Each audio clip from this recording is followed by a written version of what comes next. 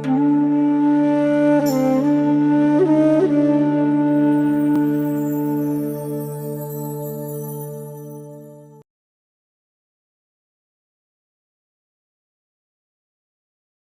पशु योनि है उसमें हम कुछ भी नया नहीं कर सकते। कि जो भी हमारे भोग है, जो हम कर्मों का भोग भोगना है, वो हम भोग के ही निकलेंगे, क्योंकि वो भोग योनि है। उस योनि में हमें भोगना है, हम कुछ कर ही नहीं सकते उसका। और जो मनुष्य है उसको ही नया कुछ करने की अनुमति प्राप्त है, कि तुम कुछ अलग करके अपने कर्मों के जो फल है उससे मुक्ति प्राप्त कर सकते हैं। ओम काली जी, आप सबका स्वागत है आज के पॉडकास्ट में, जहां हम गीता के दूसरे अध्याय सांख्य योग की चर्चा कर रहे हैं। हमने पिछले एपिसोड में ज्ञान योग की चर्चा की थी, जहां भगवान श्री कृष्ण आत्मा की अविनाशिता के बारे में बताते हैं और अर्जुन को समझाते हैं कि आत्मा कभी नहीं मरती। आज हम श्लोक 39 से 53 तक कर्म योग पर चर्चा करेंगे।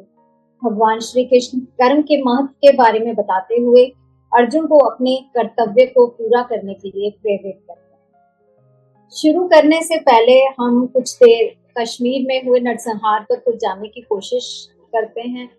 कश्मीर में जो पहलगाम में नरसंहार की खबर सुनकर बहुत दुख हुआ। हमारी संवेदनाएं पीड़ितों के साथ हैं। गुरुजी, मैं कुछ पूछना चाहती हूँ आपसे कि जो ये कश्मीर में नरसंहार हुआ, इसके लिए हमने अपना तो दुख प्रकट कर दिया, लेकिन उसके साथ हम और क्या कर सकते हैं कि हम इस पूरी दुनिया को थोड़ा चेंज कर पाए। सिर्फ दुख प्रकट करना तो काफी नहीं है, तो हम ऐसा क्या कर सकते हैं जिससे इस दुनिया में हमें लगे कि खुशी हो, दुख थोड़े कम हो लोगों के, और इस तरीके के जो सब नरसंहार होते रहते हैं ये सब चीजें बंद हो। उसमें हम क्या अपना योगदान दे सकते हैं? ओम काली, हमको क्या करना है जब ऐसी परिस्थितियां हमारे सामने आती हैं कि कुछ लोग दूसरे धर्म के लोगों का नरसंहार करते हैं? इस प्रश्न के भी उत्तर हमें गीता जी में मिल जाते हैं। लेकिन हम सनातनी धर्मी जो हैं उनको अभी तो दुख हो रहा है, लेकिन दुख कितना लंबा है? 2 महीने में भूलने वाले हैं हम लोग। जैसे मैं कहता रहता हूं, हमें तो भूलने की बीमारी है ना। हम भूल जाएंगे कि ऐसा कुछ हुआ था। कुछ वर्ष पहले ही कश्मीरी पंडित भी वहां से निकले थे, उनका भी नरसंहार हुआ था। कितने लोगों की मृत्यु हुई थी, कितनी औरतों के साथ कुकर्म किए गए थे, लेकिन हम भूल गए। मैंने कई बार अपने मित्रों को भी बोला कि आप लोग कश्मीर जाते क्यों हो? कि वो जगह तो कभी भी विस्फोटक हो सकती है। आप क्यों घूमने जा रहे हो वहां पे? पूरा देश पड़ा है, वहां पे घूमिए। जब तक वो जगह पूरी तरह से सुरक्षित नहीं हो जाती तो आप ऐसा क्यों कर रहे हो? क्योंकि वो लोग आपको एज ए टूरिस्ट जरूर वेलकम कर रहे हैं, क्योंकि उनको आपका पैसा चाहिए, लेकिन आप ही के लोगों को उन्होंने बाहर निकाल दिया था। लेकिन हम लोग भूल जाते हैं ना, हम लोग वहीं पे भागते हैं दिखाने के लिए कि हम भी कश्मीर होके आ गए हैं। पता नहीं कैसी सोच है। मेरे जो मित्रगण गए, मुझे नहीं समझ में आया कि वो क्यों गए। सब भूल जाते हैं ना इन बातों को कि क्या हुआ। बात ये नहीं है कि हमारा जो दुश्मन है वो कोई एक धर्म का पालन करने वाला है या एक और धर्म का पालन करने वाला है। वो दुश्मन नहीं है हमारा, मेरे हिसाब से नहीं है। पूरा देश इस समय बहुत भड़का हुआ है और वो कह रहा है कि वो दूसरा जो धर्म है, जिनके लोगों ने ये कार्य किया है, जो आतंकवादी का धर्म है, वो ही धर्म के लोग गलत हैं, वही हमारे दुश्मन है। आतंकवादी का तो कोई धर्म ही नहीं होता। और उनके धर्म के जो लोग अपनी आवाज नहीं उठा पा रहे, उसका कारण तो ये है क्योंकि वो डरे हुए हैं। वो क्या करें? क्योंकि अच्छे बुरे लोग तो सब जगह ही है, हर धर्म में है। कोई हमारे सनातन धर्म में कोई सारे लोग थोड़ी अच्छे हैं। अगर सारे लोग ही अच्छे होते तो फिर कुरुक्षेत्र का युद्ध ही क्यों होता? पांडव जो धर्म के साथ थे, उनके सामने तो कौरव ही खड़े थे ना, और वो भी कितनी मात्रा में, ये 5 थे तो वो 100 थे। तो ये तो हर धर्म में हो रहा है, हर धर्म में ही गलत लोग हैं, हर धर्म में ही असुर लोग हैं, जिनका काम ही असुरीय प्रवृत्ति वाला है, उनको तो वैसे ही काम करने हैं। तो मेरा ये मानना है कि जिस धर्म में ये कार्य हो रहा है उस धर्म के लोग अपने असुरों को संभालें। उनकी कब डर भागेगा, उनके भीतर से कब शक्ति आएगी, ये तो परमात्मा ही जानता है, ऊपर वाला ही जानता है कब होगा। हमें क्या करना है उसकी तो क्लैरिटी हम रख सकते हैं। हमारे को यह करना है कि जो गीता जी का 3रा अध्याय है उसके 9वें श्लोक में भगवान बोलेंगे कि तुझे अपने कर्तव्य कर्म करना है। तो भगवान ये कहते हैं कर्तव्य कर्म ये नहीं है कि तेरे को घर में चूल्हा चौखट करना है, या तेरे को अपने ऑफिस जाना है, या अपना जो भी कर्म करता है वो करना है। वो तो कर्म जो है अपने जीवन को व्याप्त करने के, वो तो करना ही है, वो तो करते रहे। वो तुझे मुक्ति नहीं देने वाले। तुझको मुक्ति देने वाले हैं यज्ञ कर्म। यज्ञ का मतलब हो गया हम जो यज्ञ करते हैं शुद्धिकरण के लिए, तो जो भी कर्म हमारा शुद्धिकरण करते हैं वो कर्म हमें करने हैं। तो अगर हम सनातन धर्मी हैं और जो कम से कम मेरे अनुयायी हैं, जो मेरे को फॉलो कर रहे हैं, मुझे तो खुली कोई अस्त्र चलाना नहीं आता। अस्त्र चलाने की तो मैं कला सिखा ही नहीं रहा किसी को। मुझे जो समझ में आया मैं वो कर रहा हूं। तो मैं श्री कृष्ण जी ने जो हमें यज्ञ कर्म की बात करी, जो हमारे शुद्धिकरण के कर्म है, हमारे पवित्रीकरण के कर्म है, जो हमारे को पूजा अर्चना साधना ध्यान हवन ये सब जो करने हैं, और उसमें सबसे मुख्य कर्म आ जाता है सेवा, वो करनी है हमारे को। जब हम इन कर्म को करेंगे, जब हम ये सारे यज्ञ कर्म करेंगे, तो जो हमारा सतोगुण बढ़ेगा, तो ये जो तामसिक फोर्सेस हैं इनका नाश हो जाएगा। ये प्रकृति करेगी। क्योंकि संजय ने बोला था कुरुक्षेत्र युद्ध में धृतराष्ट्र से कि मैंने तो सब जगह कृष्ण को ही देखा, कृष्ण ही सब जगह युद्ध लड़ रहे थे, कृष्ण ही मर रहे थे, कृष्ण ही जीवित हो रहे थे, सब जगह कृष्ण ही थे। तो ये पूरी प्रकृति ईश्वर है, ये ही मां है हमारी, वो करेगी इनको अपने आप संतुलन में लाएगी। प्रकृति में ये जो असुरीय शक्तियां बहुत ज्यादा फैल गई हैं, और जो सनातन धर्म में अस्त्र उठाने की आज बात कर रहे हैं, वो ठीक है, उनका मार्ग है, उसमें कुछ गलत नहीं है या सही है वो मैं कह ही नहीं सकता, क्योंकि मेरा वो मार्ग ही नहीं है। लेकिन जो कर रहे हैं, कम से कम कुछ तो कर रहे हैं, उन लोगों को भी ये बात समझनी पड़ेगी कि बिना कृष्ण जी का सहारा लिए आप ये युद्ध नहीं जीत सकते। बिना कृष्ण जी का सहारा लिए अर्जुन नहीं जीत सकता था। कौरव बहुत शक्तिशाली थे, असुर बहुत शक्तिशाली हैं, उनकी दुर्बुद्धि है, उनकी बुद्धि भ्रष्ट है। उनका तो एकमात्र चिंतन है कि उनको किस तरह से सत्कर्म को खत्म करना है, सत्कर्मी को खत्म करना है, इस सृष्टि का नाश करना है। उनका तो वही धर्म है। तो उस धर्म के लिए जब पूरी दिन पूरे समय वो उसी के लिए प्लानिंग करते रहते हैं, तो हम कहां से उनका मुकाबला करेंगे। एक एक कौरव इतना शक्तिशाली था कि पांडवों का जीतना असंभव था बिना कृष्ण जी की सहायता के। तो हम जब तक उनकी सहायता नहीं लेंगे, उनके मार्ग पे नहीं आएंगे, गीता जी का अध्ययन करके अपने मार्ग को क्लियर नहीं करेंगे, हम ये युद्ध नहीं जीत पाएंगे। और ये युद्ध कोई एक धर्म का नहीं है, इसको हमें क्लियर करना चाहिए। ये कोई सांप्रदायिक धर्म का दूसरे सांप्रदायिक धर्म के साथ युद्ध नहीं है। ये असुरों का देवताओं के साथ युद्ध है, जो हर कुल में हो रहा है, हर समय काल में हुआ है, वो होता ही रहेगा, आगे भी होगा। तो जो सही लोग हैं, चाहे वो जिस धर्म में भी हैं, वो अपने अपने सांप्रदायिक धर्म को सही करने के लिए आवाज उठाएं, अपने आप को भय से दूर करें। उसके लिए उनके भी धर्म में कोई ना कोई साधना का मार्ग जरूर होगा और अपनी इन असुरों के अगेंस्ट खड़े होने की शक्ति मिल जाएगी उनको। क्योंकि मुख्य बात यह है कि जो महिलाएं हैं वो क्या करेंगी अब? वो तो हम नहीं कह सकते ना भी जाके तुम युद्ध करो। तो हम जो घरों में बैठे हैं हमें क्या करना है? हमें गीता जी का पूरी तरह से पालन करके अपने यज्ञ कर्म को अच्छे से करना है, अपना पवित्रीकरण करना है, ताकि हम भी अर्जुन बन जाएं।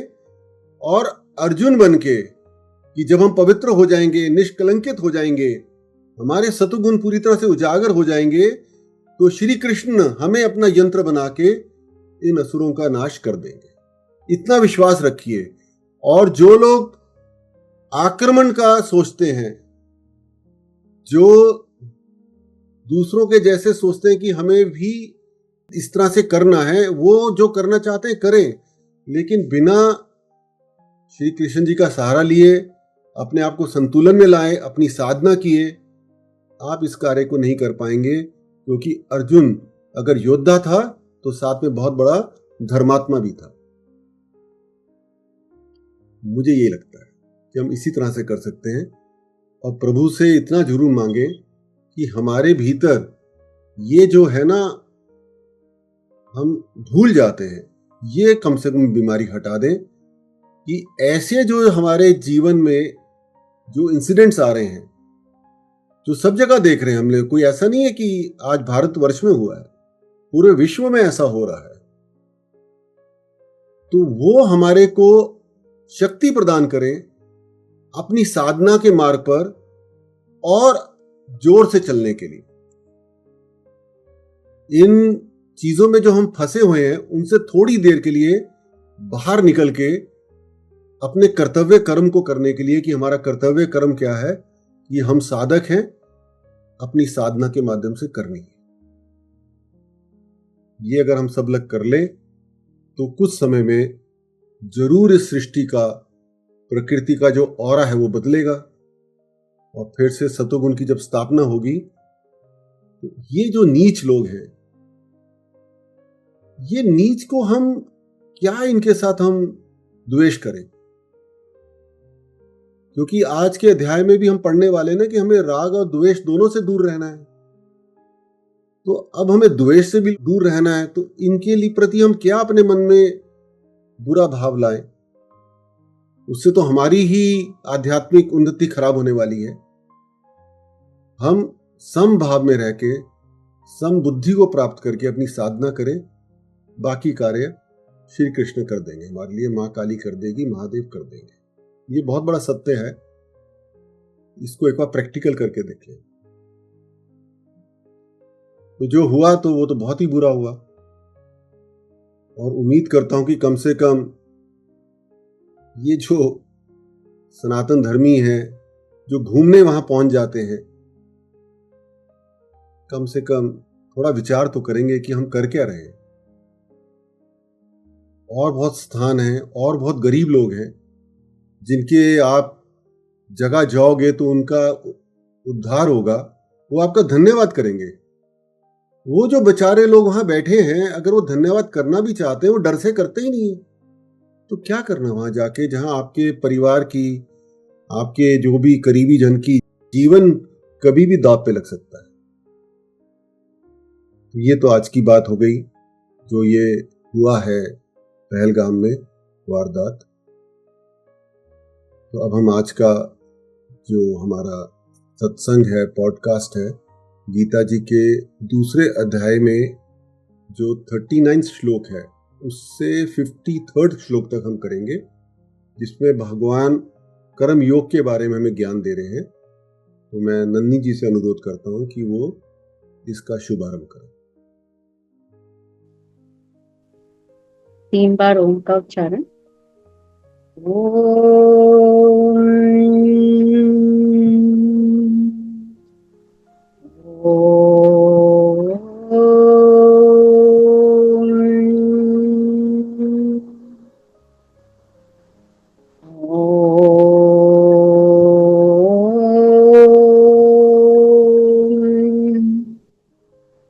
वसुदेवसुतं देवं कंसचाणूरमर्दनं देवकी परमानन्दं कृष्णौ वन्दे जगद्गुरुं श्रीकृष्णौ वन्दे जगद्गुरुम्। एषा ते विहिता साङ्ख्ये बुद्धिर्योगे त्विमां शृणु बुद्ध्या युक्तो यया पार्थ कर्मबन्धं प्रहास्यसि। हे पार्थ, ये बुद्धि तेरे लिए ज्ञान योग के विषय में कही गई और अब तू इसको कर्म योग के विषय में सुन। जिस बुद्धि से युक्त हुआ तू कर्मों के बंधन को भली भांति त्याग देगा अर्थात सर्वथा नष्ट कर डालेगा। कुछ विशेष बातें हम लोग पहले समझ लेते। पहली बात तो हमने समझी कि कर्तव्य क्या है। कर्तव्य जो अपने हम निजी काम कर रहे हैं दिन भर के, वो कर्तव्य की बात नहीं हो रही है गीता जी। वो कर्म तो हमारे को हमारे इस संसारिक जीवन में बांधते हैं, लेकिन हम कर सकते हैं, वो हमें मुक्त नहीं करते। मुक्त वो करेंगे जो धर्म के हिसाब से हो। धर्म मीन्स जो हमारे को ईश्वर से जोड़ते वाले, क्योंकि ईश्वर ही तो मुक्ति देने वाला है। तो कर्तव्य कर्म हम क्लियर कर लें, वो है जो हमें ईश्वर से जोड़ते हैं। तो उस समय अर्जुन को जब भगवान ने बोला कि तुम अपने कर्तव्य का पालन करके युद्ध करो, तो क्षत्रिय होने के कारण अर्जुन का उस टाइम धर्म की रक्षा करना था, इसलिए उसको युद्ध करने के लिए भगवान ने बोला। और हम लोग जो है, हमारा कर्तव्य क्रम ये है कि हम अपनी साधना के माध्यम से, अपने जो यज्ञ कर्म के माध्यम से अपना शुद्धिकरण करते रहें, ताकि हम लोग जो ईश्वर की शक्ति है उसको पूरी तरह से अपने अंदर पहचान के उतार सके और उससे कनेक्ट हो सके। क्योंकि हमारी जब कनेक्शन हो जाएगा तो हमारी जो सोच है, जो हमारी इच्छाएं हैं, वो इतनी शक्तिशाली हो जाएंगी कि जो चीज हमें चिंता देगी, जो भी चीज हमें परेशान करेगी, उसको ये प्रकृति उसका नाश कर देगी या उसको ठीक कर देगी। तो अगर हम सोचेंगे ये चीज गलत हो रहा है, ये धर्म के खिलाफ हो रहा है, ये चीज ऐसा नहीं होना चाहिए, प्रभु आप देखो, हम तो आपके इस बात को आपके सामने रख रहे हैं, हालांकि आपको पता है, लेकिन क्योंकि हमारा कनेक्शन बन गया है, तो इसलिए हम आपसे विनती करते हैं कि इस चीज को आप एक बार देख लो, ये धर्म की जो हानि हो रही है वो ईश्वर करते हैं। क्लियर हो गया ना आपको? दूसरी बात ये हुई, जो शब्द बहुत ही महत्वपूर्ण आने वाला है, और वो भगवान ने सांख्य योग में पहले ही आरंभ कर दिया था बताना उसके बारे में, वो है समबुद्धि। समबुद्धि का मतलब ये हुआ कि बिना किसी राग या द्वेष के, बिना किसी लाभ या हानि के, बिना किसी चीज की बुरा माने अच्छा माने कि ये कर्म सही हो रहा है, पूरा हो रहा है, नहीं हो रहा है, हमें कर्म करते हैं। तो हमारी बुद्धि पूरी एक समभाव में होती है। इसको हम इस तरह से और समझते हैं कि जो हम मानव है ना, हम क्या करते हैं, जो भी जीव है और जो भी हमारे पास पदार्थ है, उनको दो तरह से बांट देते हैं, है ना। तो एक तो हो गया मेरा परिवार और एक हो गया दूसरे का परिवार। एक मेरा आश्रम, एक दूसरे का आश्रम। ये मेरा घर, वो किसी और का घर। ये मेरा धर्म, वो किसी और का धर्म। ये मेरा देश, वो किसी और का देश। तो हम हर तरह से उसको विभाजित करते रहते हैं, और जब हम इसको विभाजित करते हैं तो जो मेरा है उसके प्रति हमें राग हो जाता है, उसके प्रति हमारे आसक्ति हो जाती है। आसक्ति का मतलब होता है अटैचमेंट हो जाती है, जो हमारे अंदर अंधकार की उत्पत्ति करती है। क्योंकि जहां भी अटैचमेंट होगी वहां हमारी उम्मीदें बन जाएंगी। ये बात तो हम डिस्कस कर चुके हैं ना, कि मेरे को जिससे प्यार होगा और उस प्यार में मेरा कोई स्वार्थ होगा, तो जैसे ही मेरे उस स्वार्थ की मुझे प्राप्ति नहीं होगी, मैं गुस्से में आ जाऊंगा या दुखी हो जाऊंगा, या तो डिप्रेशन में चला जाऊंगा या अग्रेशन में आ जाऊंगा। वहां से हमारे राग का जन्म हो जाता है। और जो हमारा नहीं है, उससे हमारे को द्वेष का दोष उत्पन्न हो जाता है। ये मुझे ऐसा अच्छा नहीं लगता, वो व्यक्ति मुझे ठीक नहीं लगता, उस व्यक्ति ने मुझसे इस तरह से बात कर ली, उस धर्म के लोगों को इस तरह से बिहेव करना चाहिए, उस देश के लोगों को ऐसा करना चाहिए। तो हमारे अंदर द्वेष की भावना उत्पन्न हो जाती है। और ये जो राग और द्वेष है, ये हमारी बुद्धि का संतुलन खराब करता है। ये सारा का सारा ना खेल यहीं फंसा हुआ कि हमारी जो बुद्धि का जैसी संतुलन खराब होता है, अलग अलग मान के, दूसरी तरह से हम अलग क्या मानते हैं कि ये मेरा शरीर है, ये अलग है, और ये ईश्वर अलग है। उसमें क्या होता है कि जो संसार है उसके साथ हम बंध जाते हैं, उससे भी हमारे राग और द्वेष की उत्पत्ति हो जाती है। जब हम संसार से बनते हैं तो हमारे अंदर फिर से उम्मीद उत्पन्न हो जाती है। हम कोई भी कार्य करते हैं, उसके फल की हम इच्छा रख के कितना चाहिए, कैसा चाहिए, वो सारा बन जाता है। इसलिए जो हमारे को भगवान ने आत्मा का ज्ञान दिया, उससे सबसे पहले हमारी यही मुक्ति होती है कि हम ये समझ पाते हैं कि हम संसार के नहीं हैं। कैसे नहीं है? कि संसार में जो भी घटित हो रहा है उसका आरंभ है, और जिसका आरंभ होता है उसके अंत भी होता है। ये बात क्लियर होगी आपको? फॉर एग्जाम्पल, आज आपके पास पैसा आ गया, उसका कभी तो अंत होगा ना। आपके पास आज मकान बन गया, वो मकान हमेशा तो आपका जरूरी नहीं है रह सके।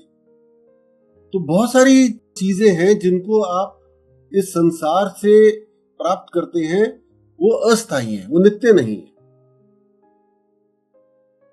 तो भगवान हमें ये समझाते हैं कि जो नित्य है वो केवल दो ही चीज है, एक तो आपकी आत्मा है और एक परमात्मा। ना ये शरीर नित्य है, ये शरीर भी घट रहा है, बढ़ रहा है, आपकी अंतरकरण की इंद्रियां भी घट रही हैं, बढ़ रही हैं। जैसे भी आप वृद्ध अवस्था में जाते हैं तो आपके मन की जो चाहते हैं वो बदल जाती हैं, आपकी शक्ति कम हो जाती है, बहुत सारे आपके अंदर चेंजेस आते हैं। तो शरीर से जुड़ी सारी चीजें अनित्य हैं। नित्य केवल दो ही चीजें हैं, परमात्मा है और आप है, आपकी आत्मा है जो आप स्वयं है। तो जब हमें इतना बड़ा ज्ञान मिलता है आत्मा का, तभी हम लोग समबुद्धि में जा सकते हैं, नहीं तो बहुत ही कठिन बात है। हमें समझ भी नहीं आएगा कि हम क्यों जाएं, कि हमें तो अपना एक गृहस्थ जीवन व्यतीत करना है, हमें तो ईश्वर की प्राप्ति नहीं चाहिए, हमें तो भगवत प्राप्ति नहीं चाहिए, हमें मां भी नहीं चाहिए, हमें तो केवल अपना जीवन अच्छे से व्यतीत करना है। तो हम क्या करें? गीता जी का आ सकता है ना ये प्रश्न कि एक साधारण व्यक्ति जिसे भगवत प्राप्ति नहीं चाहिए, वो किस लिए इतनी मेहनत करे साधना करने की? उसको तो बड़ी मेहनत लगती है ना ये सब, लेकिन उसको भी अपने जीवन को सुखमय तरीके से जीने के लिए गीता जी का सहारा चाहिए। क्योंकि जब तक उसकी संबुद्धि नहीं होगी, वो राग द्वेष में फंसा रहेगा। वो जो सुख और दुख के जो सर्कल है उसे निकल ही नहीं पाएगा, उसको समझ भी नहीं आएगा मैं क्या कर रहा हूं। अब जो हम श्लोक पढ़ने वाले हैं उसमें एक बहुत ही महत्वपूर्ण बात बोलने वाले हैं कि जो समबुद्धि है वो ही योग है, वो ही योग है। तो इसीलिए समबुद्धि को हम अच्छे से समझे, इसीलिए आज हम केवल 15 श्लोक ही करेंगे ताकि हमें समबुद्धि अच्छे से समझ में आए। हाँ जी नंदी जी, आगे बढ़ते हैं। नेहाभिक्रमनाशोऽस्ति प्रत्यवायो न विद्यते स्वल्पमप्यस्य धर्मस्य त्रायते महतो भयात्। इस कर्मयोग में आरंभ का अर्थात बीज का नाश नहीं है और उल्टा फल रूप दोष भी नहीं है, बल्कि इस कर्मयोग रूप धर्म का थोड़ा सा भी साधन जन्म मृत्यु रूप महान भय से रक्षा कर लेता है। इसमें भगवान हमें शुरुआत में क्या बोल रहे हैं कि ये जो मनुष्य लोक है, मनुष्य लोक जिसमें हमारा जन्म हुआ है, यही हमारी कर्म योनि है, हमें इसमें कर्म तो करना ही है। तो हमारे को ये बात जब समझ में आई कि हम आत्मा हैं, तो आगे क्या करें, क्योंकि हमें तो कर्म करना है ना, बिना कर्म के हम रह ही नहीं सकते। तो कर्म करने का तरीका क्या है, अब वो हमें समझना है। उसी के लिए भगवान कहते हैं हमें समबुद्धि में होके चलना है। कि जो जानवर है, जो पशु योनि है, उसमें हम कुछ भी नया नहीं कर सकते।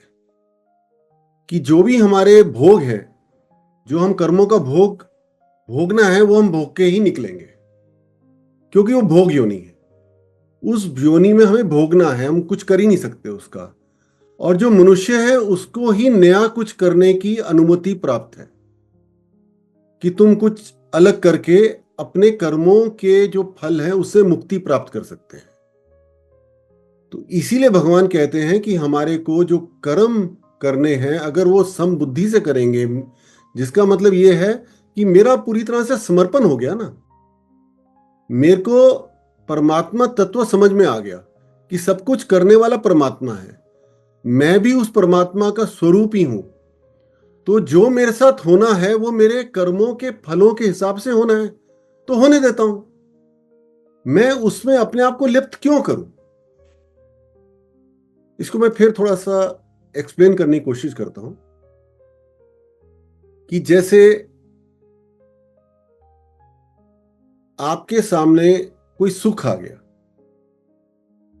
अब जब वो सुख आ गया आपके सामने, तो आप उस सुख में अगर बह जाते हैं, तो क्या हुआ, आप उस सुख में लिप्त हो गए, है ना। लेकिन वो सुख आया क्यों, क्वेश्चन करिए ना अपने आप को।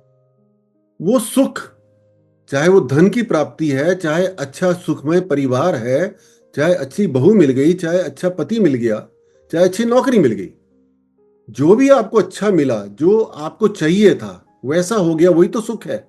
कि जैसा आपको चाहिए था वैसा हो गया, आपका जीवन सुखमय हो गया, आपके पास गाड़ी आ गई, आपके सारे सुख साधन आ गए आपके पास।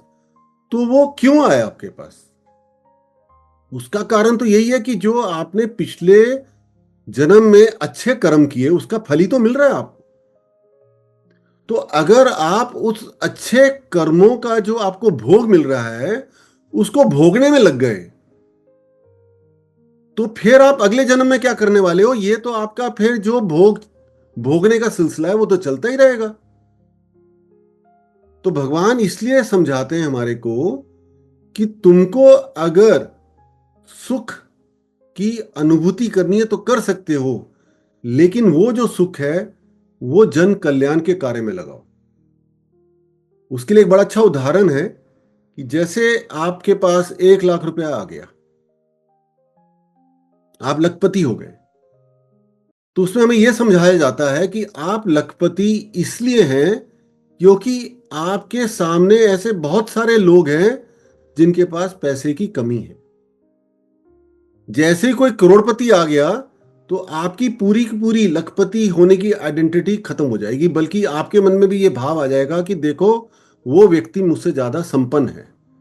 तो आज आपके अंदर संपन्न होने की जो भाव आ रहा है, वो इस कारण से आ रहा है कि इतने सारे लोग आपके कनेक्शन में आए हैं, आप देख रहे हैं जिनके पास पैसे की बहुत तंगी है, तो उनकी तरफ आपके अंदर एक धन्यवाद का भावना आना चाहिए कि तुम्हारे कारण मुझे ये जो धन है, मुझे सुख प्रदान करना है, तो ये धन मैं आपके अच्छाई के लिए लगाऊं, आपके लिए भी लगाऊं, जन कल्याण के लिए भी लगाऊं। उसको लोक संग्रह कहते हैं ना। भगवान ने 20वें श्लोक में बोलेंगे 30वें अध्याय के, कि लोक संग्रह का कार्य करना का है, धर्मार्थ का कार्य में लगाना है। इसका मतलब ये कहीं नहीं कह रहे कि पूरा का पूरा हम अपना धन वहां लगा दें। हमें यह समझ में आना चाहिए कि जो हमारे पास अच्छा है, जो भी साधन है, वो हमारे को, जब तक हम इस पूरे विश्व को एक मान के, सबको अपने समान मान के, सब अपना परिवार मान के हम नहीं कार्य करेंगे, तो वो जो सुख का भोग है वो आगे चल के हमारे को फिर उसी साइकिल में फंसाने वाला है। तो क्या हुआ, जैसे ही आपने उस सुख का उस उपलब्धि का सदुपयोग किया, सदुपयोग कर लिया ना आपने, उसको जन कल्याण में लगाया, अपने समय को जन कल्याण में लगाया, दूसरों के मार्गदर्शन में लगाया, कि आज आपको ईश्वर के साथ जुड़ने से जो जो आपकी प्राप्ति हो रही है, आपको इतना अच्छा लग रहा है, उसको आपको दूसरे के साथ तो शेयर करना है ना। क्योंकि और कितने जन हैं जो आपके पिछले जन्मों के आपके परिवार जन हैं, उनको भी तो बताना है कि तुम्हारा भी मुक्ति का मार्ग की मुझे चिंता हो रही है। तो उस सुख का आपने तो उसको भोगा, लेकिन वो भोग फिर भोग नहीं रहा, क्योंकि आपने उसको जन कल्याण में भी लगाया। तो क्या हुआ, वो सुख आपके लिए कल्याणकारी हो गया। फिर दुख कैसे कल्याणकारी होगा? जब दुख आया, दुख क्यों आया, उसका प्रश्न तो करो अपने आप पे, ये चीज मुझे दुखी क्यों कर रही है। किसी ने मुझे कुछ बुरा बोल दिया तो मैं दुखी हो गया, किसी ने मेरे हिसाब से मुझसे बात नहीं करी तो मैं दुखी हो गया, मैं ऑफिस में गया तो मेरे बॉस ने मुझसे थोड़ी बदतमीजी से बात कर ली तो मेरे अहंकार को चोट पहुंची तो मैं दुखी हो गया, घर में पति पत्नी से किसी ने आपस में बात नहीं करी तो दोनों का मनमुटाव हो गया। कितनी सारी परिस्थितियां हैं आपके सामने दिन भर में आती हैं। दुख क्यों हो रहा है?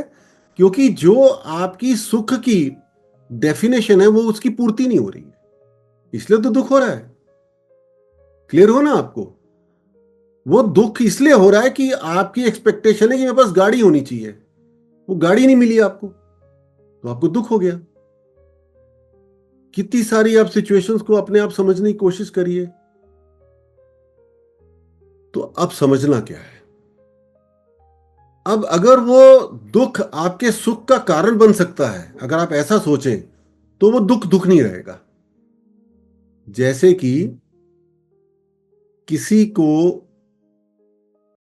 कोई बीमारी है, उसको कड़वी दवाई खानी है, वो कड़वी दवाई उसको दुख नहीं देगी, उसको कड़वा लगेगा लेकिन वो खा लेगा, क्योंकि उसको पता है इसको खाने के बाद मेरी जो सेहत है वो ठीक होने वाली है, मेरी बीमारी ठीक होने वाली है। इसके लिए एक और बड़ा अच्छा उदाहरण दिया जाता है, किसी के पैर में कांटा लग गया, उस कांटे को निकालने के लिए उसको पीड़ा होगी, लेकिन वो पीड़ा आराम से सह लेता है। वो ये नहीं करता कि जो कर रहा है उसकी कांटा निकाल रहा है भाई ये मत करो, उसको पता है कि ये पीड़ा सहनी पड़ेगी, तो मेरा जब कांटा निकल जाएगा तो मेरा जो बड़ा दुख है, जो बड़ी पीड़ा है वो खत्म हो जाएगी। तो इसी तरह जो हम ये समझेंगे कि ये जो मेरे पास दुख आ रहा है वो इसलिए आ रहा है क्योंकि मेरी सुख की जो परिभाषा है उसकी पूर्ति नहीं हो रही, लेकिन वो दुख मेरे जो कर्म के भोग है उसका भी तो अंत कर रहा है। आप समझे ना इस बात को, कि जो भी मेरे दुख का कारण है, जहां से भी वो दुख आया है, आया तो मेरे कर्मों का फल है ना। जैसे मेरा सुख मेरे कर्मों के फल से आया था, वैसे ही वो दुख भी मेरे कर्मों के फल से आ रहा है, तो उसको भोग लेता हूं बिना चिंता किए, बिना ज्यादा मन में दुख आए। तो क्या हुआ, वो जो दुख है वो भी आपके लिए कल्याणकारी हो जाता है। तब आप जब इस स्थिति में जाते हैं कि दुख और सुख की स्थिति में आप एक समान हो जाते हैं, लाभ और हानि में भी आप एक समान हो जाते हैं। उसमें कैसे एक समान होंगे? क्योंकि आपको पता है कि मेरे पास तो केवल कर्तव्य करने का ही अधिकार है, भगवान ने बोल दिया है गीता में ना। उस कर्तव्य कर्म करने से क्या होगा? अच्छा होगा, बुरा होगा, या वो कर्म पूरा होगा या अधूरा रह जाएगा, मेरी पराजय होगी, मेरी विजय होगी, मेरे को लाभ मिलेगा, मेरे को हानि मिलेगी, मेरे को तो पता ही नहीं है ना। तो जो मुझे पता ही नहीं है, जो मेरे कंट्रोल में नहीं है, वो तो ईश्वर के कंट्रोल में है, मेरे कर्मों के कंट्रोल में है। तो क्यों ना समर्पण कर दूं और जो मेरे को अधिकार है कर्म करने का उतना ही कर लूं। तो ये जब सब श्रेष्ठ बुद्धि हमारे अंदर आएगी, हमें जब ये सब बातें समझ में आएगी, तभी हमारी बुद्धि सम हो जाएगी, हमें धर्म का ज्ञान हो जाएगा और हम अपने योग के मार्ग पर अच्छे से आगे बढ़ जाएंगे। आगे बढ़े? नन्नी जी बताइए। व्यवसायात्मिका बुद्धिरेकेह कुरु नन्दन बहुशाखाह्यन्ताश्च बुद्धयो व्यवसायिनाम्। हे अर्जुन, इस कर्मयोग में निश्चयात्मिका बुद्धि एक ही होती है, किंतु अस्थिर विचार वाले विवेकहीन सकाम मनुष्यों की बुद्धियां निश्चय ही बहुत भेदों वाली और अनंत होती हैं। तो भगवान क्या बोल रहे हैं कि जो समबुद्धि व्यक्ति है उसकी बुद्धि निश्चयात्मक होती है, नहीं तो बुद्धि की बहुत सारी सोच और बहुत सारी शाखाएं होती है कि जो सकाम है, जिसमें कोई उम्मीद है हमारे को मिलने की, है ना। तो उसमें एग्जाम्पल लीजिए, जैसे हमको कोई काम करना है, अब हमें पैसा कमाना है, हमारे अंदर सकाम कर्म करने की अभिलाषा है, तो हमारे मन में ये भाव आएगा कि मैं नौकरी करूं, मैं बिजनेस करूं, मैं चोरी करूं, मैं डाका डालूं, मैं क्या करूं, क्योंकि मेरा को तो पैसा कमाना है ना। तो अनंत सोच आएंगी मेरे अंदर कि वो एक छोटे से कार्य को करने के लिए, क्योंकि उसमें मुझे लाभ चाहिए, हानि तो मुझे चाहिए नहीं है ना। तो मैं ओवर थिंकिंग करूंगा, ओवर प्लानिंग करूंगा, और सारा के सारा मूर्खतापूर्ण है, क्योंकि होना तो वही है जो ईश्वर चाहते हैं। जो ईश्वर की रजामंदी होगी, मेरे कर्मों का जो फल होगा उसी हिसाब से मिलने का है। ये सिंपल सी बात हम समझ क्यों नहीं जाते हैं। और जिसकी निश्चयात्मक बुद्धि है उसको तो 3 बातें समझ में आएंगी। पहली बात यह समझ में आएगी कि मैं जीव हूं, तो जीव को क्या करना है, वो तो आत्मा है, तो आत्मा को तो परमात्मा से मिलना है। मेरा तो एक ही निश्चय है और कोई निश्चय ही नहीं मेरे अंदर, मुझे तो परमात्मा तत्व से जुड़ना है।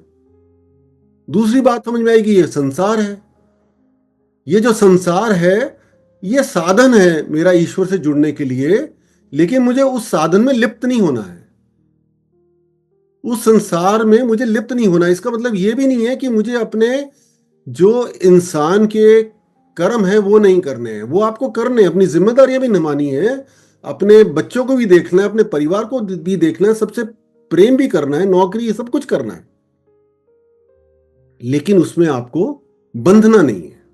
तो बंधना कैसे नहीं है, वो आपको भगवान ज्ञान देने वाली हैं, जो मैंने पहले ही बोला था कि तीसरे अध्याय के 9वें श्लोक में बोलेंगे आपको अपने यज्ञ कर्म करने हैं, उन कर्मों से आप बंधोगे नहीं, सेवा के कर्मों से आप बंधोगे नहीं। और तीसरी बात यह है कि एक परमात्मा है, तो जीव है जिसको परमात्मा से जुड़ना है, संसार है जिसमें रहते हुए उसके साथ मुझे बंधना नहीं है, उसमें मुझे लिप्त नहीं होना, और परमात्मा है जिसके साथ मुझे पूरी तरह से उस तत्व को पहचान के उसके अंदर लीन होना है, वहीं पहुंचना है मेरे को। तो उसने निश्चयात्मक कर लिया ना, निश्चय हो गया यही चाहिए मेरे को। अब और चीजें जो भी घटित होने वाली है उससे वो अपनी बुद्धि को गुमराह नहीं करेगा या भ्रांति भांति की सिचुएशन में नहीं पड़ेगा। थोड़ा क्लियर हुआ आपको? बताइए हरीश, समराइज करिए। जी गुरुजी, इसमें यही बताया गया है गुरुजी कि हमें सुख दुख, लाभ हानि, जय पराजय, इन सब चीजों के सोचे विचार करे बिना ही अपने कर्म को करते रहना चाहिए, ताकि अगर हमें हानि भी हो तो हम उसके दुख में ना जाएं। अगर हमें उम्मीद नहीं होगी, हम सिर्फ कर्म करेंगे, तो हमारे हाथ में सिर्फ कर्म है, उसके फल की इच्छा हमारे हाथ में नहीं है। तो हम उस पर क्यों ना हम समर्पण का भाव अपने अंदर ले आए और उस चीज को परमात्मा पे समर्पित कर दें कि हमारा काम सिर्फ कर्म करना है, हम कर्म से आगे की ना सोचें, हमारा काम सिर्फ कर्म करना है। हमें अगर कोई काम दिया गया है, हमने उसको सिर्फ करना है। अब उसमें हमारी जय होती है, पराजय होती है, हमें लाभ मिलता है, हानि मिलती है, हमें उससे सुख प्राप्त होता है या दुख प्राप्त होता है, ये समय अनुसार छोड़ देना है, ये परमात्मा पर छोड़ देना है, यही उसमें बताया गया है। और इसका निश्चय हम अपनी स्थिर बुद्धि से करें। जब हमारी बुद्धि स्थिर होगी, जब हम समभाव से रहेंगे, सब हम सम बुद्धि हो जाएंगे, तब जाकर के हमारे अंदर ये भाव आएगा। बहुत सुंदर। हाँ जी नरेंद्र भाई बताएं। गुरुजी, ये जो श्लोक है ना, इसको मैंने बहुत बार पढ़ा है, पर ये मेरे को यहाँ पे फंस जाता हूँ मैं, कि जो निश्चयात्मक बुद्धि है, क्योंकि हर युग में जैसे हमारी जो जनरेशन है, इसमें हम यहीं पे फंस जाते हैं कि हम निश्चयात्मक बुद्धि को किस तरीके से इम्प्लीमेंट करें, इसको सोच में लेकर आए, किन चीजों को हटा दें। तो इस पे आप चाहें इससे अलग आप प्रकाश डालें, लेकिन एक हमारी इसमें मदद ये जरूर करें कि निश्चयात्मक बुद्धि को स्थिर कैसे रखें। स्थिरता नहीं है हमारी बुद्धि में ना, तो अब निश्चयात्मक में ये शब्द तो बहुत अच्छा है, लेकिन ये प्रैक्टिकली इसको कैसे इम्प्लीमेंट करें शिवकाली बोध में जो लोग हमारे साथ जुड़े हैं, इंक्लूडिंग मी, क्योंकि ये थोड़ा मुश्किल है हमारे लिए। लेकिन निश्चयात्मक बुद्धि हमारा बहुत, आप समझ रहे होंगे मैं क्या कहना चाह रहा हूँ, स्थिरता नहीं है। असल में ऐसा है नरेंद्र भाई, ये ना पूरा एक प्रोसेस है जिससे हम चल रहे हैं। गीता जी को हमने अभी स्टडी कर रहे हैं, और जब इसको दोबारा से स्टडी करेंगे तो बहुत सारे आयाम खुल जाएंगे हमारे सामने। तो निश्चयात्मक बुद्धि कैसे आएगी, उसका तो एक ही तरीका है कि जो भी हमारी वृत्तियां, जो भी हमारे अंदर जो नकारात्मकता है, जो हमें प्रभु से दूर लेके जाती है, हमारे को कंफ्यूज करती है, हम सोचते हैं कि अपने परिवार को देखना ही बहुत जरूरी है। आता है ना ऐसा भाव, हमने लोग भी बताते हैं कि अरे तुम क्यों भगवान के चक्कर में पड़े हो, तुम्हारा जन्म हुआ है, तुम अपने परिवार को देखो।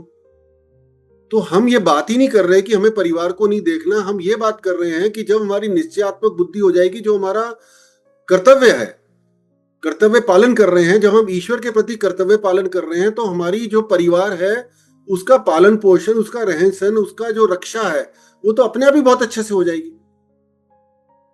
तो जैसे जैसे हम अपना शुद्धिकरण करते हैं अपनी साधना के माध्यम से, हमारी वृत्तियां खत्म होती हैं, हमारी सोच में बदलाव आता है, ज्ञान के माध्यम से हमारे को समझ में आता है हमारे में क्या कमी है, तो हमारी बुद्धि धीरे धीरे निश्चयात्मक होती चली जाती है।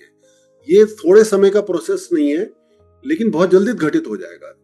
तो आपके अंदर ऑलरेडी बहुत परिवर्तन आ चुके हैं, तो मेरे ख्याल से तो आप निश्चयात्मक बुद्धि की तरफ काफी आगे अग्रसर है। ज्ञान आपने जो बताया, ये मेरे को बात समझ में आई कि जो ज्ञान है उसकी कमी से जो बुद्धि की जो निश्चयात्मकता है वो कम हो जाती है। लेकिन अगर ज्ञान मिलेगा तो हम स्थिर रहने लगते हैं और निश्चित होने लगते हैं कि हमें क्या करना है और किन चीजों से दूर रहना है। ये ज्ञान का तो बहुत बड़ा रोल है इसमें। तो एक और एग्जांपल लेते हैं ना, सपोज एक हाउसवाइफ है, वो कह सकती है कि मुझे क्या करना निश्चयात्मक बुद्धि का, जो बात हुई मैं पहले भी कह के आता हूं, मुझे ईश्वर से जुड़ के क्या करना, मेरा तो परिवार है, मुझे उनको देखना है, मेरा तो इतना संघर्ष है। तो जिनके बहुत ज्यादा संघर्ष है ना, उनको तो ईश्वर से जुड़ना बड़ा कठिन है उनके लिए। लेकिन जो लोग एक मिडिल क्लास है हमारे आपके जैसे, उनको ईश्वर ने सारी सुविधाएं दे दी हैं, बहुत सारी, वो इस बारे में सोच सकते हैं। तो जो सत्य ये है कि एक्चुअली हमारे पास कोई भी और चॉइस नहीं है, कि जब तक हम अपनी बुद्धि को निश्चयात्मक नहीं करेंगे कि ये क्योंकि मेरा मानव होनी जो मुझे मिली है उसका धर्म भी तो है ना, तो जब तक मैं ईश्वर से नहीं जुड़ूंगा तो मुझे अपने दुखों के ऊपर कैसे सुख मिलेगा, कैसे मेरा जीवन काल की ये जो कठिनाइयां हैं, जो सफरिंग है, जो पीड़ाएं हैं, उससे कैसे मुक्ति मिलेगी। तो कोई चॉइस भी नहीं है। तो क्यों ना हम श्रेष्ठ बुद्धि में आके इसको अपने मन के साथ ही एक्सेप्ट कर लें कि क्योंकि ये ज्ञान मुझे मिल रहा है, कोई कारण ही होगा। भगवान ने गीता जी का इतना हमें संदेश दे दिया है, ये संदेश है हमारे लिए कि अगर तुमने मुक्ति पानी है अपने सफरिंग से, अपने पीड़ाओं से, तो तुम्हें गीता जी का सहारा लेना पड़ेगा, और उसके लिए आपको निश्चयात्मक बुद्धि करके मेरे में समर्पण करना पड़ेगा। अभी तो समर्पण सारा संसार में है, हम संसार की तरफ हमारी दृष्टि है, संसार में हम खोए हुए हैं। जिस वक्त हम ईश्वर मुखी हो जाएंगे, कृष्ण ने बोला ना तुम मेरे में समर्पण करो, तो हमारी बुद्धि अपने आप ही निश्चयात्मक हो जाएगी। ठीक है, आगे बढ़े। हाँ जी नंदी जी। यामिमां पुष्पितां वाचं प्रवदन्त्यविपश्चितः वेदवादरताः पार्थ नान्यदस्तीति वादिनः। हे अर्जुन, जो भोगों में तन्मय हो रहे हैं जो कर्म फल के प्रशंसक, वेद वाक्यों में ही प्रीति रखते हैं, जिनकी बुद्धि में स्वर्ग ही परम प्राप्य वस्तु है और जो स्वर्ग से बढ़कर दूसरी कोई वस्तु ही नहीं है, ऐसा कहने वाले हैं। कामात्मान स्वर्ग परा जन्म कर्म फल प्रदाम क्रिया विशेष बहुलां भोगैश्वर्य गतिं प्रति भोगैश्वर्य प्रसक्तानां तयापहृत चेतसां व्यवसायात्मिका बुद्धिः समाधौ न विधीयते। वे अविवेकी जन इस प्रकार की जिस पुष्पित अर्थात दिखाऊ शोभा युक्त वाणी को कहा करते हैं, जो कि जन्म रूप कर्म फल देने वाली एवं भोग तथा ऐश्वर्य की प्राप्ति के लिए नाना प्रकार की बहुत सी क्रियाओं का वर्णन करने वाली है, उस वाणी द्वारा जिनका चित्त हर लिया गया है, जो भोग और ऐश्वर्य में अत्यंत आसक्त हैं, उन पुरुषों की परमात्मा ने निश्चयात्मिका का बुद्धि नहीं होती। इसमें भगवान क्या कह रहे हैं कि कुछ लोग हैं, उनको ऐसा लगता है कि ये जो जीवन मिला है तो भोगने के लिए मिला है, उसमें क्या गलत है, भोगो उसको, कामनाएं करो। अगर आप इच्छा नहीं करोगे तो कैसे मिलेगा? बहुत लोग मिलेंगे आपको। बच्चों को यह सीख भी दी जाती है कि अगर तुम इच्छा नहीं करोगे गाड़ी की, अच्छी नौकरी की, बड़े ओहदे की, तो आप जीवन में सफल नहीं हो सकते। कोई उनको सफलता का सही मतलब ही नहीं बता रहा कि सही सफलता तो भगवत प्राप्ति है, क्योंकि जब भगवत प्राप्ति हो जाएगी तो बाकी सारी चीजें तो वैसी ही आपके पास आ जाएंगी, है ना। लेकिन उल्टा सिखाया जा रहा है, क्योंकि समय ही ऐसा है कि कामनाएं और करनी चाहिए। जितना आप इच्छा करोगे, उसके लिए जितना प्रयत्न करोगे, उतनी आपकी इच्छा की पूर्ति हो जाएगी। तो इच्छा की तो पूर्ति हो जाएगी, उसके साथ साथ जो आपको खोना पड़ेगा उसकी कौन गिनती करेगा?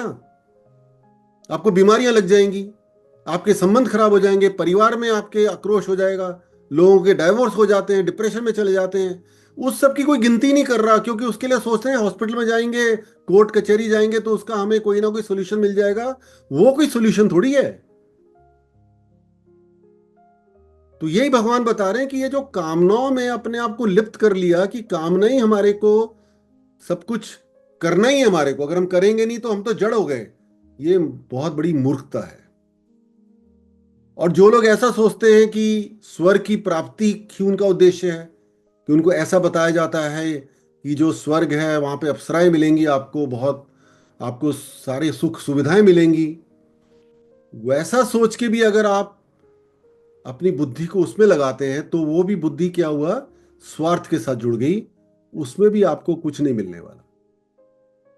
कि जैसे पत्री देखने वाले पंडित जन हैं, वो आपको बोलेंगे कि आपको अगर मकान चाहिए तो आप इस भगवान की पूजा करो, अगर आपको ये चाहिए तो ऐसे करो। तो ये क्या करवा रहे हैं वो लोग? भगवान ने बोल दिया इसमें, लोग गीता जी पढ़ क्यों नहीं रहे हैं? भगवान ने क्लियर बोल दिया, ये आपकी उन्नति का मार्ग नहीं है, ये सब फसावटें हैं आपके लिए। क्लियर हो ना आपको कि आपको अगर ईश्वर से जुड़ना है भगवत प्राप्ति के लिए भी, तो भी आप भगवत प्राप्ति की भी इच्छा नहीं कर सकते। वहां भी कोई स्वार्थ नहीं होना चाहिए आपकी साधना में। आपको यह बड़ी अहम बात समझ में आ रही है ना, कि आप अपनी साधना भी निस्वार्थ भाव से करिए, आप सेवा करिए, आप लोक संग्रह करिए, लोगों को धर्म का मार्ग बताइए, आप अपने प्राप्ति को लोगों के साथ शेयर करिए, क्योंकि वो लोग भी आप ही का परिवार है ना, सब एक ही तो है ना। फिर आप साधना करिए, क्योंकि जब कर्म करोगे तो फल तो मिलना ही है ना। भगवान ने कब बोला फल नहीं मिलेगा? केवल फल की जो उम्मीद लेके बैठ के अपना अधिकार मान लेते हो, उसको आप अपने अच्छी और बुरी लाभ हानि में तोलने लग जाते हो, वही तो नहीं करना। तो वो कैसे होगा? वो साधना से ही होगा, वो धीरे धीरे हो जाएगा। क्लियर हो गया ना कि जो लोग भोगों में फंसे हुए हैं जिनका उद्देश्य ही भोग है, उनको समझ नहीं आ रहा कि ये जो भोग है ये तो आपको एक तरह से आपकी सामग्री है ईश्वर से जुड़ने की। वो भोग सामग्री नहीं है, वो साधना की सामग्री है। इसको आप इस तरह से समझिए जैसे एक जाल है जिसमें मछलियां फंसी हुई हैं। वो मछलियां उसी में छटपटाती रहती हैं, उससे मुक्त नहीं हो पाती। वैसी जो लोग भोगों में फंसे हैं वो वहीं पे छटपटा रहे हैं, वहीं पे रुकी हुई उनका जीवन, और वहीं उनका जीवन काल खत्म हो जाना है और दोबारा से उन्होंने उन्हीं भोगों की भोगने के लिए वापस आना पड़ेगा उनको। वापस आने से मतलब है कि ये मुक्ति नहीं मिलने वाली ना हमारे को। इसीलिए जब तक हम निश्चयात्मक बुद्धि में नहीं आएंगे, इस संसार से मुक्त होने का मार्ग नहीं ढूंढेंगे और सोचेंगे भोगों में लिप्त होना ही ठीक है, तो फिर हमारा जीवन तो बड़ा ही कठिन होने वाला है। ठीक है, अब इस पे थोड़ी हम चर्चा कर लेते हैं, फिर बाकी के श्लोक अगले अध्याय में करेंगे। हरीश, आप कुछ कहना चाहेंगे यहाँ पे? जी गुरुजी अभी तक ये समझ में आया है कि धर्म से युक्त कर्म ही सत्कर्म है, कि जिस कर्म को हम करें वो धर्म के लिए हो ज्यादातर। और सत्य सनातन आत्मा और परमात्मा है, बाकी सब नश्वर है। सनातन का मतलब यहाँ पर जो हमेशा से है और हमेशा रहेगा वो आत्मा और परमात्मा है, बाकी ये पृथ्वी तक नश्वर है। इसका भी एक समय आएगा जब ये दोबारा बनेगी, जब इसका समय आएगा। और मनुष्य योनि एकमात्र योनि ऐसी है जो कर्म योनि है। इसके अलावा हम किसी भी योनि में चले जाए हम सिर्फ भोग सकते हैं, हम कर्म नहीं कर सकते। कर्म करने के लिए हमें मनुष्य योनि ही लेनी पड़ेगी, जिसका हमें पता नहीं है कि दोबारा हमें कब मिलेगी। तो इसका सदुपयोग यही है कि हम अपनी बुद्धि को स्थिर करें, समभाव के साथ बुद्धि बनाए अपने समर्पण से। क्योंकि अगर हमें स्थिर बुद्धि होना है तो सबसे पहले हमें समर्पित होना पड़ेगा। अगर हम समर्पित नहीं हो सकते तो हम स्थिर बुद्धि कभी नहीं हो सकते। हमें सही और गलत बिल्कुल समझना पड़ेगा। यही इस ज्ञान के साथ हम स्थिर बुद्धि होंगे कि क्या सही है और क्या गलत है। और इसी के साथ हमें आगे बढ़ करके अपने सनातन धर्म को भी लेके चलना पड़ेगा। अपने हर कर्म को अपने धर्म से जोड़ना पड़ेगा ताकि वो सत्कर्म बन जाए। हमें निस्वार्थ होकर के सेवा भी करनी पड़ेगी, हमें निस्वार्थ होकर साधना भी करनी पड़ेगी। हमें किसी भी स्वार्थ के साथ ना हमें साधना करनी है, ना हमें कोई सेवा करनी है। हम जब निस्वार्थ होकर कर्म करेंगे तो उसका फल हमें मिलना ही है, लेकिन हमें उस फल की उम्मीद नहीं लगानी है। जहां हमारा कोई उम्मीद लग जाएगी तो वो हमारे सुख और दुख का कारण बन जाएगा, क्योंकि जिस दिन हमें वो उम्मीद प्राप्त हो गई तो वो हमें सुख दे देगा, और अगर वो नहीं हुई तो हम दुख में चले जाएंगे। जब हमें उम्मीद ही नहीं होगी, हम सिर्फ कर्म करेंगे, तो ना हमें सुख है ना हमें दुख है। यही स्थिर बुद्धि या स्थिर प्रज्ञा हमें बना देगा। और जब हम स्थिर प्रज्ञा हो जाएंगे तो जो हमारा सत्कर्म हम करते जा रहे हैं, एक ना एक दिन वो हमें हमारे उद्देश्य तक लेके चलेगा, जो हमारा आत्मा का परमात्मा से मिलन है। इसके अलावा निस्वार्थ सेवा ही मेरे समझ में तो यही आया गुरुजी की निस्वार्थ सेवा, निस्वार्थ उपासना करो और संभाव से सबको देखो। कभी कोई ट्रिगर मिल भी जाता है, कभी कोई लड़ाई झगड़े हो भी जाते हैं, तो इसको भी अपने किसी कर्म का भोग समझ लो। ये समझ करके कि ये मेरे ही कर्म का भोग है, कुछ ये मेरा ही कोई कर्म है।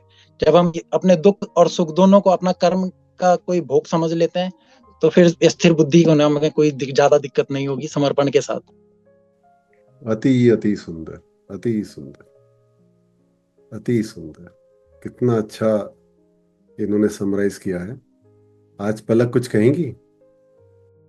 जी गुरुजी, जब हमारे पैर में कांटा फंसता है, हमें चाहे दर्द हो रहा हो, फिर भी हम निचलवा लेते हैं। तो जब कोई दुख आता है तो हम ये क्यों नहीं मानते कि वो हमारे कर्म कट रहे हैं। वो वक्त भी ऐसे निकल जाएगा और उससे हमारे दुख इवेंचुअली कम हो जाएंगे। बाकी जो आज के गीता जी के पॉडकास्ट में हमने यही डिस्कस किया कि हमें ना समभाव से रहना है। ना तो हमें अपने सुख से अटैच होना है, ना दुख से अटैच होना है। सुख भी आ रहा है तो हम उसको कल्याणकारी बना सकते हैं, औरों के साथ उसको बांट के। सिर्फ अगर अपने पास तक रखेंगे तो हम स्वार्थी हो जाएंगे। और दुख भी आ रहा है तो हम उससे डिटैच होके उसी तरह से हम एक लेसन ले लेंगे कि ये भी कट जाएगा। जिस तरह से आपने बोला कि पैर में कांटा फंस जाता है, वो निकालते हैं ना, तो हम उसको भी सहन करते हैं। कड़वी दवाई भी पीते हैं जब कुछ प्रॉब्लम बीमारी होती है, क्योंकि हमें पता है कि वो हमें ठीक करेगी, उसी तरह से बुरा वक्त भी हमारा जो है कर्म काटेगा। कि जैसे आपने कहा कि हम साधना भी करते हैं तो हमें स्वार्थ नहीं रखना।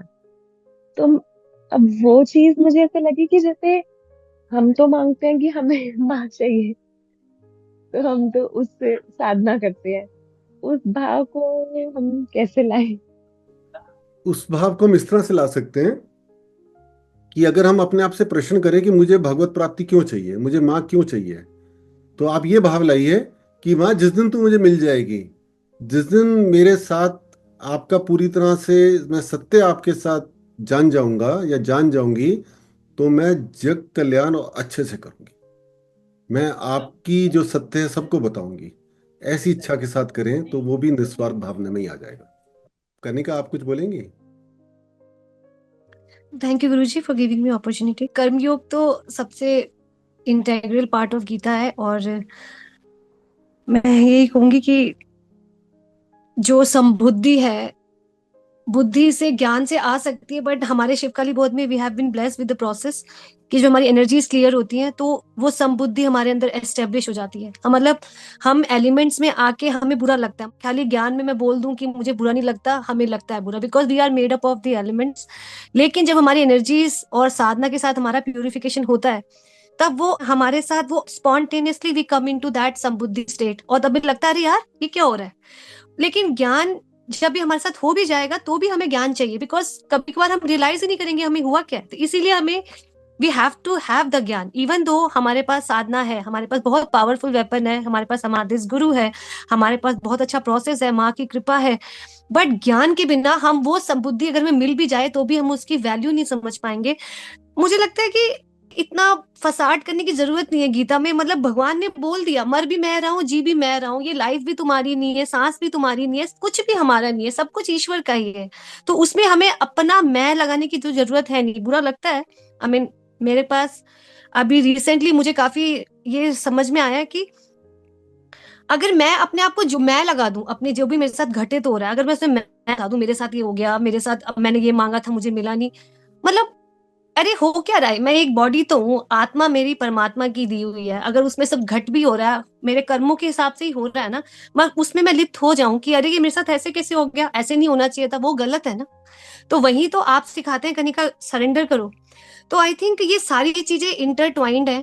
अगर हम ये समझ जाए कि सरेंडर, अनासक्ति, ज्ञान, संबुद्धि सब एक ही चीज का, हम दो तरह से हम एक ही चीज को बार बार अलग तरह से बोल रहे हैं, और हमारे पास तो बहुत अच्छा वेपन है इन शिवकाली बोध। वी शुड नो कि पावर ऑफ विशुद्धि चक्र, जब हमारा ये प्यूरिफिकेशन होगा तो ये सारी चीजें जो कृष्ण जो हमें अनासक्ति और ये सारी मुक्ति की बात बताई है वो सब हो जाएगा। इतना तो पता ही है, हम कर्म कर ले और अपनी तरफ से कर्म करते हैं जो आप सिखाते हैं कि कनिका हमें अपना कर्म करना है, बाकी माँ देख लेगी। I think it's a very simple language. और जब माँ देख लेगी तो भैया जो माँ ने जो हमारे लिए डिसाइड किया वही होगा, या तो हमारे कर्मों का फल होगा, या सेकंड होगा कि माँ हमारे लिए अच्छा सोच रही है। सो आई थिंक ये सारी काफी बातें वेरी डीप हैं, और ये जब तक रियलाइजेशन नहीं होगा तो सारी बातें बातें हैं गुरुजी। बट मैं वेरी एम वेरी ब्लेस्ड कि मेरे को पास विशुद्धि चक्र की इतनी ब्लेसिंग्स जो आपके कारण हमें मिल गई कि हमारा विशुद्धि काफी बहुत जल्दी जल्दी साफ हो रहा है शिवकाली बोध में। और जैसे जैसे हमारा विशुद्धि साफ होगा ये सारी चीजें, गीता का ज्ञान हमारे अंदर खुद ही आत्मसात हो जाएगा। And that's it. I think I want more of it. That's it thank you, गुरुजी। ओमकार। Thank you. गुरुजी एक चीज मैं कहना चाहूंगी हम्म, कि मैंने जैसे देखा कि साक्षी आपके सानिध्य में आई, आप लोगों के सब में उसने करी, तो जैसे आज तक कृष्ण काफी बीमार है, हॉस्पिटलाइज है, तो वो पहले इतनी एजिटेटेड, इतनी नर्वस, इतनी फ्रस्ट्रेटेड और वो रहती थी। जैसे कल भी उसको देखा, छोटे बच्चे को इतना वो लगते हुए सब, तो मैं इनफैक्ट थोड़ी सी वो घबरा रही थी, तो मुझे कहती है मम्मी घबरा क्यों रहे हो, मैं इतनी वो हूँ, बैलेंस्ड हूँ कि ये कुछ इसके दुख है, कुछ मेरे हैं जो हम अपने अपने कर्म भोग रहे हैं, इसके साथ साथ आपको भी वो करना है। तो मुझे उसका ये, उसके मुंह से ये सुन के, जबकि कार्तिक भी यहाँ नहीं था, बाहर था, हम तीनों ही थे, तो मुझे लगा कि इसके ऊपर मतलब वाकई मैं आपको थैंक कर रही थी कि उसको इस चीज का वो रियलाइजेशन हो रही है, और शी वाज वेरी काम। और रंजन जी, हम तो एक्चुअली बहुत ब्लेस्ड हैं, क्योंकि हमें पता है कि हमारी रक्षा माँ कर रही है, कृष्ण कर रहे हैं, तो कर्म ही टल रहे हैं। और जब साक्षी में मुझे कृष्ण की फोटो भेजी तो मैंने उसको यही लिख के भेजा, ऐसे लग रहा है कोई संत सो रहे हैं, आराम कर रहे हैं, थोड़ी देर में काम पे निकल जाएंगे। मीना जी, अब आप कंक्लूड कर दीजिए। गुरु जी, नरेंद्र जी कुछ पूछना चाह रहे थे। हाँ जी, नरेंद्र भाई बताइए।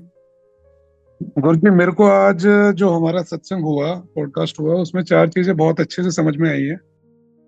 मैं बता देता हूँ, जल्दी जल्दी मैं समराइज कर देता हूँ। एक तो मुझे सत्य समझ में आया कि जो सत्य है वो ये है कि हमें, हमारी जो आत्मा है और जो परमात्मा है, यही सत्य है। इसके बाद जो कर्म समझ में आया, सत्य ये है कि हमें भगवत प्राप्ति करनी है, क्योंकि हमें बचपन से ही ना ये डराया गया है कि बुढ़ापे में करना है इसको, ये तो बहुत लंबा काम है, पता नहीं मिलेंगे नहीं मिलेंगे। तो कुछ विचारधारा ऐसे हमारे समाज में बनी हुई है कि ये तो बुढ़ापे में काम करना होता है, माला जपनी है, बुढ़ापे में करनी है। लेकिन जब भगवत प्राप्ति अगर 1% भी हो जाती है तो आपका जीवन इतना आनंदमय हो जाता है, आपके जीवन में जो जितने आपके इतने लंबे रास्ते हैं वो इतने सुखद हो जाते हैं, इतना सब कुछ इजी हो जाता है, मतलब आप इमेजिन नहीं कर सकते। कुछ लोग सोचते हैं गाड़ी घोड़ा ये मिलते ही नहीं कई लोगों को ना, तो ये तो कुछ भी नहीं है। इसके अलावा सुख शांति, लोगों का समाज में, अपने घर में इतनी सारी ब्लेसिंग्स आ जाती हैं। तो ये तो एक तो भगवत प्राप्ति जो है ना, ये मेरे को समझ में आ गया कि सत्य आत्मा को परमात्मा से जितना जल्दी हो सके मिलाओ, और अपनी मिल जाए तो फिर दूसरों की भी मदद करो। दूसरा कर्म मुझे समझ में आया कि जो हम भोग रहे हैं, जो हमारे दुख हैं, तो वो टेम्परेरी हैं। वो हमारे पुराने जो हमने कुकर्म किए या पुराने हमसे जो गलतियां हुई, वो फटाफट फटाफट भगवान उसको निकाल रहे हैं। और उसको और भी अगर जल्दी निकालना है तो आप जो हमारे शिवकाली बोध में जो प्रोसेस गुरु जी ने हमें बताया है, ये बहुत अच्छा प्रोसेस है। इससे बहुत लोगों का जो है जीवन में बहुत आसानी हो गई है, और बहुत बड़ी बड़ी कठिनाइयां भी आसानी से लोगों ने पार कर ली हैं। एक कर्म वो है। दूसरा कर्म जो हमें आगे करना है वो ये है कि आपकी आत्मा और परमात्मा का जो मिलन है, अगर हो जाता है तो बहुत अच्छी बात है, और हो भी जाएगा, लेकिन आप ये दूसरों को भी करवाते रहें, ये सबसे बड़ा कर्म है। तो तीसरा मुझे समझ में आया कि समर्पण, क्योंकि निश्चयात्मक बुद्धि जो है वो इतनी जल्दी नहीं मिलेगी। तो जब तक नहीं मिलेगी तब तक आप समर्पण करके चलो परमात्मा को, कि परमात्मा मैं आपकी शरण में हूँ, और जो भी आप मुझे दिखा रहे हैं, जो भी मेरे साथ घटित हो रहा है, ये सब आप मेरे प्योरिफिकेशन के लिए कर रहे हैं, और मैं इसको वेलकम करता हूँ। बहुत सुंदर, अति सुंदर। हाँ जी मीना जी।